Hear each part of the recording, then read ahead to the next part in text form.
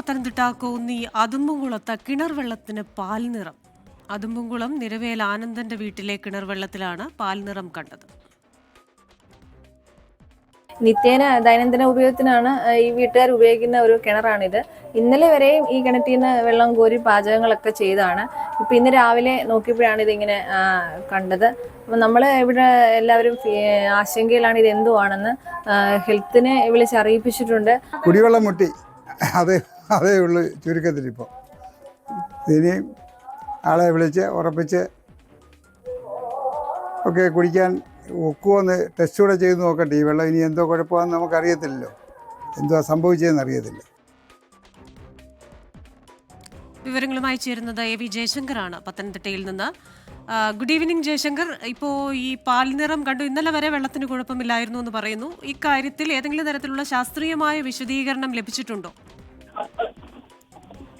അതായത് ക്രിസ്റ്റീന, കോന്നി അതിരുമ്പുളത്താണ് കിണറ്റിലെ വെള്ളത്തിന് ഇത്തരത്തിൽ പാൽനിറം കാണുന്ന ഒരു സാഹചര്യം ഉണ്ടായത്. ഇന്ന് അവധി ദിവസമാണ്, അതുകൊണ്ട് ഇതുമായി ബന്ധപ്പെട്ടുള്ള പരിശോധനകളിലേക്കൊന്നും അധികാരികൾ കടന്നിട്ടില്ല.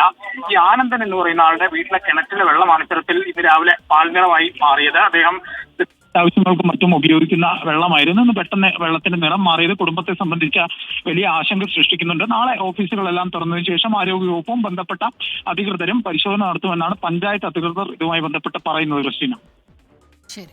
AV ജയശങ്കറാണ് വിവരങ്ങളുമായി നമുക്കൊപ്പം ചേർന്നത്.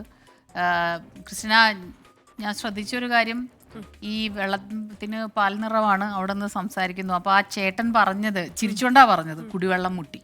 എന്തൊരു പ്രശ്നമാണ് അതല്ലേ, കുടിവെള്ളം മുട്ടുക എന്ന് പറഞ്ഞാൽ അതിനപ്പുറം എന്താണ്? അപ്പോൾ അതെന്താണെന്ന് കണ്ടുപിടിക്കട്ടെ. ഒരു കിണറ്റിൽ മാത്രമാണെന്നാണ് നമ്മൾ മനസ്സിലാക്കുന്നത്. കാരണം മറ്റു കിണറ്റിലും ഉണ്ടെങ്കിൽ അവരും പറഞ്ഞേനല്ലോ. അപ്പൊ അതെന്തുകൊണ്ടാണ് ഒരു കിണറ്റിൽ മാത്രം അങ്ങനെ വന്നത്? അതെന്തെങ്കിലും മാറ്റങ്ങളാണോ, അതോ ഈ പറയുന്നത് പോലെ പുറത്തുനിന്ന് എന്തെങ്കിലും കലർത്തിയതാണോ എന്നൊക്കെ നമ്മൾ അറിയേണ്ടിയിരിക്കുന്നു. നോക്കണം. വളരെ പ്രാഥമികമായ വിവരം മാത്രമേ നമുക്കിപ്പോൾ ലഭ്യമായിട്ടുള്ളൂ.